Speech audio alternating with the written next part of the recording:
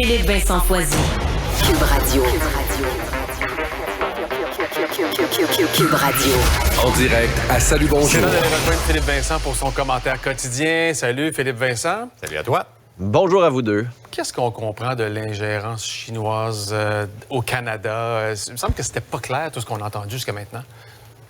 Non, et Justin Trudeau aurait quand même techniquement eu le devoir de clarifier les choses, mais on dirait qu'il a encore plus compliqué la situation. Là. Il y a eu le rapport de Global News il y a à peu près 2 semaines qui dit qu'il y aurait eu ingérence, financement dans 11 circonscriptions là, de candidats conservateurs et libéraux, et le premier ministre était au courant. Donc là, il y a ce rapport-là des journalistes.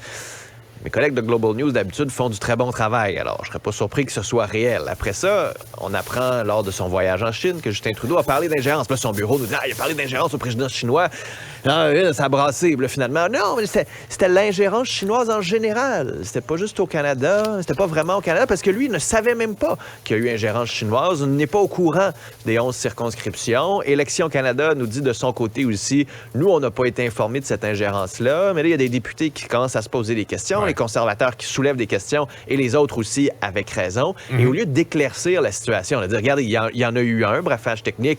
Il existe. Là. Quelqu'un, quelque part, en a donné un au premier ministre ou à son bureau.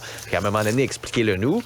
Justin Trudeau devrait éclaircir ça plutôt que de repasser à l'attaque en essayant de faire des liens douteux entre les républicains de Trump qui nient l'élection et les conservateurs qui posent des questions quand même justifiables en ce moment sur ce qui se passe. Comme on dit, hein, tout ce qui traîne se salit. Ouais. On est en train de laisser traîner pas mal cette histoire-là. Ouais.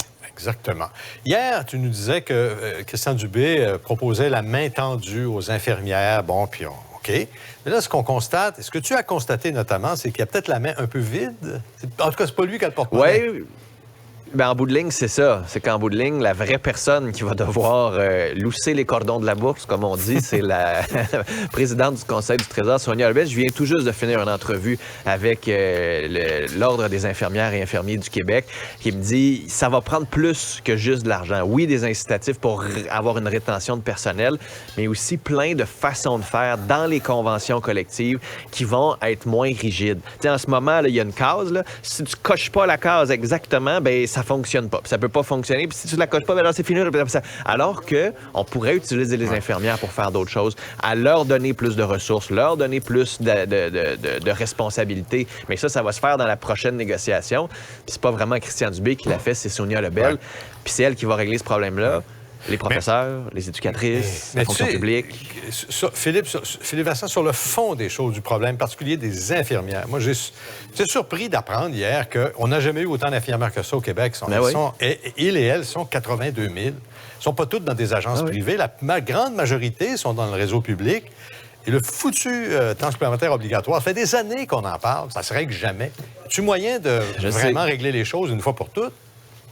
Bien là, il y a une convention collective qui s'en vient. Il y a une négociation. C'est là-dedans que ça va se faire. C'est pour ça que je dis la vraie capable de régler tout ça, c'est Sonia Lebel. Mais ça va prendre aussi les syndicats puis leur flexibilité. Mais c'est pas un problème de nombre, c'est un problème de comment on les utilise. De voir les meilleurs joueurs du Canadien, s'ils sont tous dans les gradins ou s'ils sont en train de laver le vestiaire puis de mettre du tape sur les bâtons, puis sont pas sur la glace en train de marquer des buts, il y a un enjeu. Puis si ça fait en sorte que ceux qui sont là sont obligés de faire des doubles et des triples quarts sur la glace, ils vont être brûler ces gens-là parce que les autres sont pas là. Et il y a un gros problème. Puis là, c'est à Sonia Lebel avec les syndicats de le régler. Oui. Pour les médecins et les infirmières, la partie administrative est complexe. Remplir les dossiers à la mitaine et tout ça. Tu leur donnes de la paperasse à tout savoir quoi faire. Ben oui. On se voit demain jeudi. Merci. Cube Radio.